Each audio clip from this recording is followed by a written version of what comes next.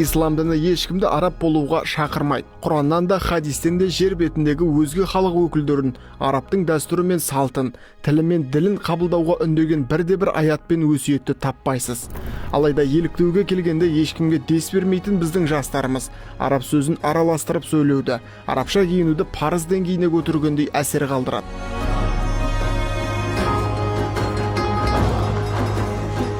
Жуырда бас мүфти Наурызбай Қажы Тағанұлы жастарды діни терминдердің қазақша баламасын пайдалануға шақырды.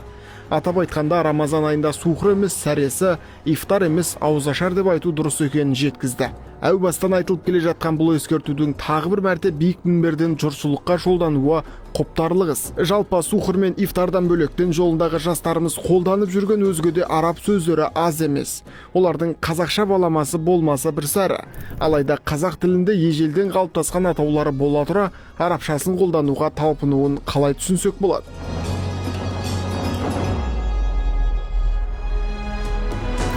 Мәселен, Дәджалдың қазақшасы тажал, Сырат көпірінің қазақшасы қыл көпір, 5 уақыт намаздың да қазақша атаулары бар. Қазір кей адамдар фаджр, зухр, аср, мағриб, иша деп қолданады. Ал олардың қазақшасы таң, бесін, екінті, ақшам, құптан намаздар екенін білеміз. Осы секілді өзге ұлттың сөздеріне қызығып, ана тіліміздің тұнығын лайлап жүргендер баршылық.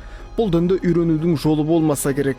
Діліңді өзгерту, тіліңді шұбарлау жақсылыққа апармайды. Дін ұстанушы, имандылық жолындағы жастарымыздың есіне діни терминдердің қазақшасын қолдану керек екенін тағы бір ескертуді жөн санаймыз. Тіл тазалығы дін тазалығына жетелейді.